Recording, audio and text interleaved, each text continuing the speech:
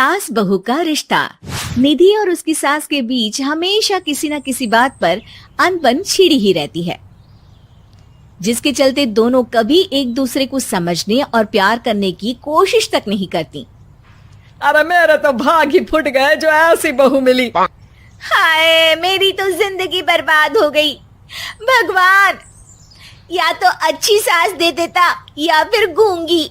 इन्हें मेरे सिर बिठाकर कौन से जन्म का बदला ले रहे हैं भगवान।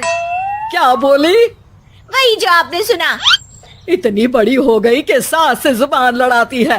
अरे यही सीख कर आई है क्या मायके से? अरे नहीं नहीं, उसके लिए तो ससुराल ही काफी है। मेरी सास ने मुझे बहुत अच्छे से जुबान लड़ाना सिखाया है। हाँ। सास बहू की तीखी नोक झोंक चल ही रही होती है कि दीपू वहां आ जाता है। रिश्ता करते हुए पति पत्नी की जगह सास बहू की कुंडली मिलानी चाहिए, क्योंकि अगर सास बहू का रिश्ता अच्छा नहीं तो उनका पता नहीं, पर पति की जिंदगी तो पक्का झंड है। मुझे अपने सामने कोई झगड़ा नहीं चाहिए। बस करो दोनों। दोनों शांत होकर अपने अपने काम में बिजी हो जाती हैं। दीपू ऑफिस चला जाता है, जिसके थोड़ी ही देर में दीपू की बहन कल्पना का फोन आता है। अरे कैसी है रे बेटा? ससुराल में सब बढ़िया है ना? कोई तुझे परेशान तो नहीं करता? सास की बात सुनकर पास खड़ी निधि हंसकर कहती है अरे वाह रे ऊपर वाले, खुद बहू को शांति से सांस भी नहीं लेने देती और बेटी से पूछ रही है कोई परेशान तो नहीं करता। अरे मेरी बेटी तुम्हारी तरह नाकारा और बदतमीज नहीं है, इसलिए उससे पूछना बनता है।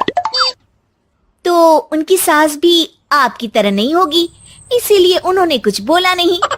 और इसी के साथ एक बार फिर दोनों सास बहू के बीच तानों का युद्ध शुरू हो जाता है।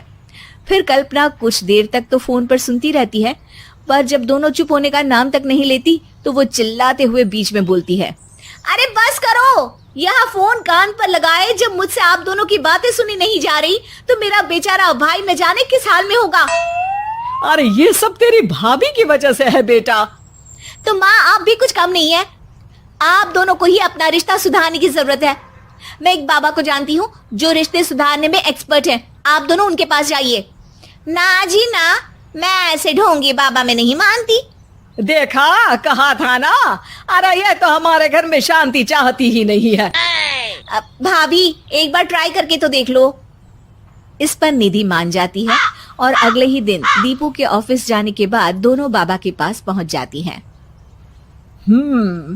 सास बहू के बीच रिश्ता कुछ ज्यादा खास नहीं है। हर समय तू मैं चलती रहती है। हाँ जी हाँ, बिल्कुल सही। आप तो बहुत ज्ञानी है बाबा जी। तो उपाय सुनो। बहू को साफ और सच्चे मन के साथ सास को 12 लाल और 12 हरी चूड़ियां भेंट करनी है।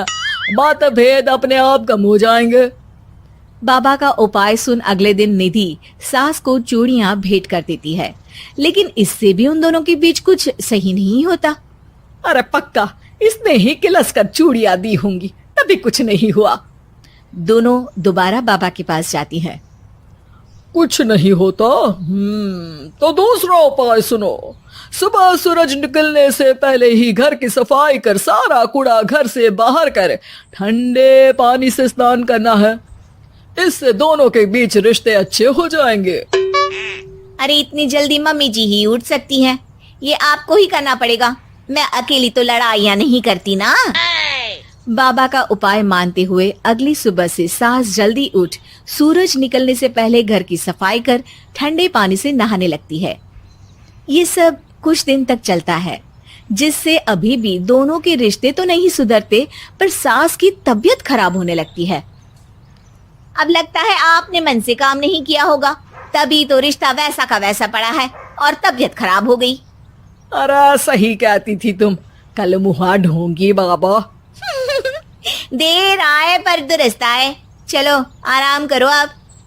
अब निधि बाकी काम छोड़ सास की सेवा करने लगती है। अपनी पत्नी और माँ में ऐसा बदलाव देख दीपू बिल्कुल हैरान रह जाता है। अरे कहीं बाबा ने कोई जादू टोना तो नहीं कर दिया? मेरी माँ और पत्नी इतना घुल मिल कर तो नहीं रहती। ओहो, सरकाज़म। बस बस अब जाओ और अपना काम खुद कर लो, मुझे मम्मी जी का ख्याल रखना है। निधि की बात सुन हैरान दीपू बस उन्हें देखता रह जाता है और निधि सास का ध्यान रखने में लगी रहती है। इसी तरह दिन बीतते हैं और निधि आधे से ज्यादा समय सास के साथ बिताने लगती है, जिस वजह से उन दोनों का रिश्ता पहले से अच्छा होने लगता है और वो एक दूसरे को समझने लगती है। बहू, मैं सोचती हूँ एक बार उसे ढोंगी बाबा के पास जाना चाहिए, उसे सबक सिखाने के लिए। अरे पर मम्मी जी, उसकी क्या जरूरत है, हमारे घर में सब ठीक है, फिर वो कुछ भी करे, हमें उससे क्या। दोनों के बीच ये बात हो ही रही होती है कि तभी बाबा कल्पना के साथ उनके घर आ जाते हैं। माँ, बाबा आप दोनों से मिलना चाहते थे, इसलिए मैं उन्हें यहाँ ले आई। अरे पर हमें इस ढोंग